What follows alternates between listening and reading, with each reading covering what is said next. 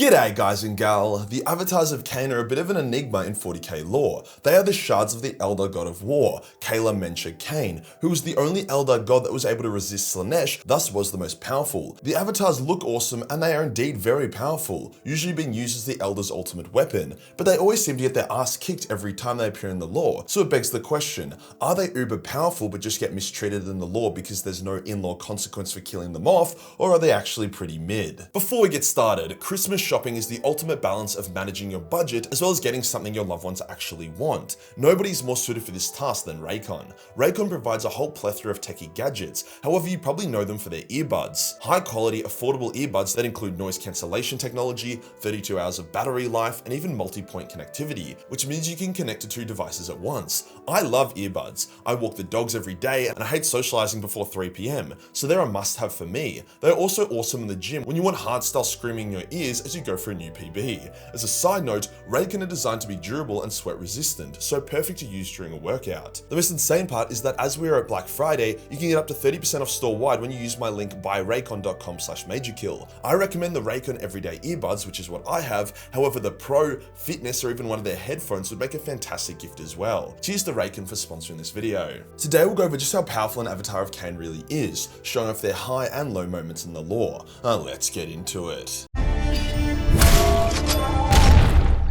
First, let's actually figure out what the hell an Avatar of Khaine is really. As just been described as a shard of a god of war is a bit ambiguous. When Slaanesh was born, the Eldar pantheon was weak and prime for consumption. The Eldar had turned their backs on their old gods in favor of blood orgies, and there was little the Elder gods could do since Asuryan permanently sealed the gods away from the physical realm to stop Khaine from murdering everyone. Since there was a prophecy that said that the Elder would cause the destruction of the Eldar god pantheon, thus Khaine reacted poorly. When Slaanesh was born, the Eldar gods tried to fight back but were no match for She Who Thirsts.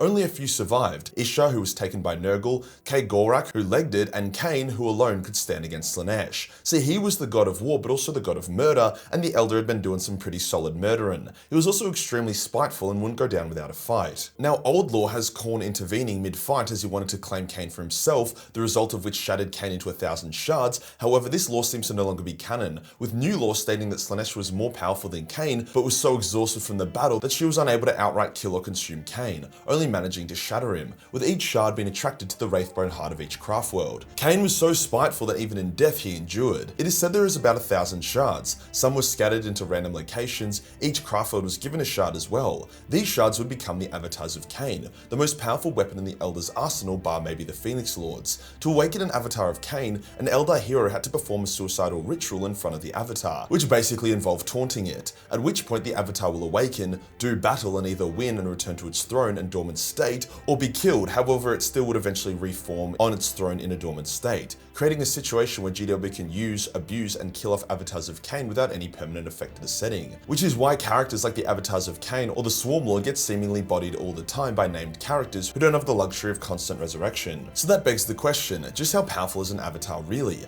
Let's try and pull back the plot armor a little bit here and ignore the Warf effect to get an objective answer to the question. First, we need to look at their raw strength. Avatars are insanely strong, especially if we ignore the retarded early lore like Kaldar punching one to death. They can flip tanks with ease, cut dreadnoughts in half with a single swing, and easily will go blow for blow with Primarchs or greater demons. An Avatar once fought Skarbrand, mightiest of the demons of Khorne. It first threw its spear at Skarbrand, which impaled him, then he blocked Skarbrand's axe blow with his hand before uppercutting the demon and lifting him before slamming him to the ground, using the spear to impale him further. When an Avatar dueled Fulgrim, they were matching each other blow for blow, meaning neither combatant had a strength advantage over the other. If anything, the Avatar had a slight strength edge, and Fulgrim was actually being empowered by the Layer Blade at the time. Sure, the fight ended with Fulgrim choking the Avatar to death, which is pretty questionable in itself, but that is 2 examples of an Avatar's strength matching or exceeding that of a greater demon or a Primarch. Avatars have been known to literally WWE keepers of secrets, lifting them above their heads and slamming them down on their knees, annihilating their spines. If there is one thing an Avatar does not lack, it's strength. What about their skill? The thing about Avatars is that they aren't just these slow-moving tanks. They are wildly fast, fast, way faster than they have any right to be, and as a shard of the Elder God of War, they are extremely skilled in combat.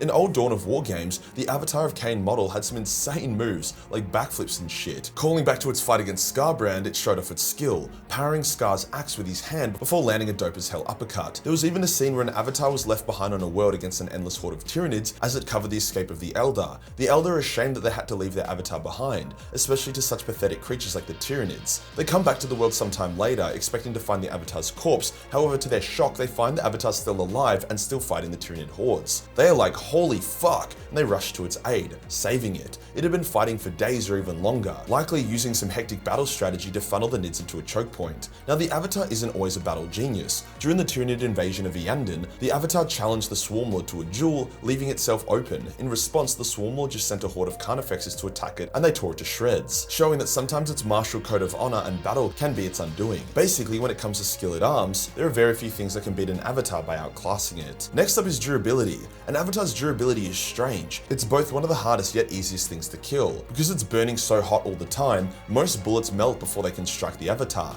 and it's also entirely immune to flame attacks. In 7th edition, it was actually a bit of a meme to fight Gilliman as the Avatar, since G-Man's sword was a fire weapon, hence he couldn't do much to the Avatar. It's also quite hard to surround an Avatar and hack him to pieces, as most attackers would simply burn or melt, which is likely why the Avatar was able to survive against the endless Tyranid swarms. All the Homogorns would have just started burning to death. Even if you do strike the Avatar, it's not like it has vital organs and weaknesses. It will bleed molten iron and fight on. However, there are other times where they seem to die quite easily. For example, when Marneus Calgar and an Avatar were dueling, the Avatar was beating Marneus' ass. Then Marneus catches the Avatar's sword with his hand, which shouldn't have been possible based on the Avatar's strength, before proceeding to destroy it with a single punch, which also shouldn't have happened. As I mentioned before, Fulgrim being able to choke an Avatar to death, who doesn't seem to have a respiratory system, was also pretty off, so their durability is pretty inconsistent. They also don't seem to have a regenerative factor either, likely since they aren't supposed to really last that long, so it's better for them to burn like a supernova for a short time than try to have some staying power. Overall, it seems like a large singular attack works best against Avatars compared to death by 1,000 cuts. What about an Avatar's special abilities? They actually have a shitload. An Avatar can melt you just by staring at you intensely enough. They can expand their heat aura to burn up entire areas, and even shoot beams of heat and fire as a ranged attack. They are big fans of throwing their weapons, especially if they're wielding a spear, since they can magically make them return to them like Thor's hammer.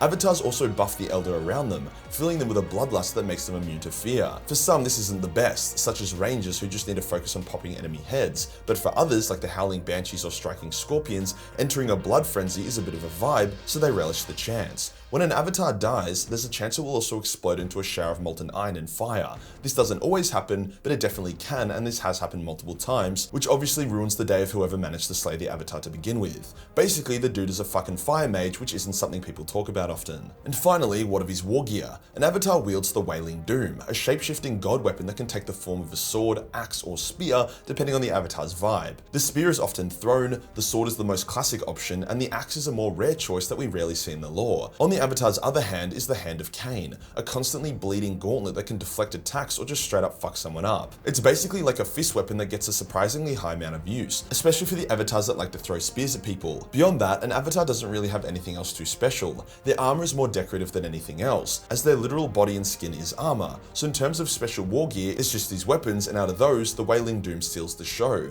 It literally screams as it kills, and it can match the weapon of any other foe. Most Avatars are the same level of power, perhaps some with more experience in battle, hence are better. Their power could also depend on the strength of their Craftworld or the power of the Eldar who sacrificed their life to awaken the Avatar. This would go some way to explaining why some Avatars are beast as fuck and others are embarrassing. There's also a theory that when two Avatars meet, they battle and the winner absorbs the loser, becoming more powerful. This theory also leads into a larger theory that if all the shards battled and absorbed each other, eventually Khaine himself would be reborn. But since the Eldar think Khaine is a dick, no one seems too keen to test this theory. There is one Avatar of Khaine that stands above the rest. It's called the War Shard and was the purest embodiment of Khaine, aka it was a massive fucking dick. It was way more powerful than a normal shard and even wielded Khaine's true sword, the Widowmaker, instead of a Wailing Doom. The Ynnari were able to beat it at massive cost, with one of their number then taking its heart and absorbing it, giving him the power to turn into the War Shard whenever he needed to. A massive asset for the Ynnari. This Avatar is significantly stronger than the rest, an actual named character Avatar. So with all this said, just how powerful is an Avatar of Khaine really? Well, if we look at the standard Avatar antics and try not to focus too much on the outliers, like the Avatar that Marnius one-shotted, they are just as strong, if not stronger than Greater Demons of Khorne and Primarchs with the skill to match. Their durability is a tough one to gauge, as they seem to both be able to tank entire armies but also get clapped by a single hit. However, melting everyone around you while tanking bolt shells and massive weapon blows from heavy hitters is pretty serious durability. However, they do lack regeneration.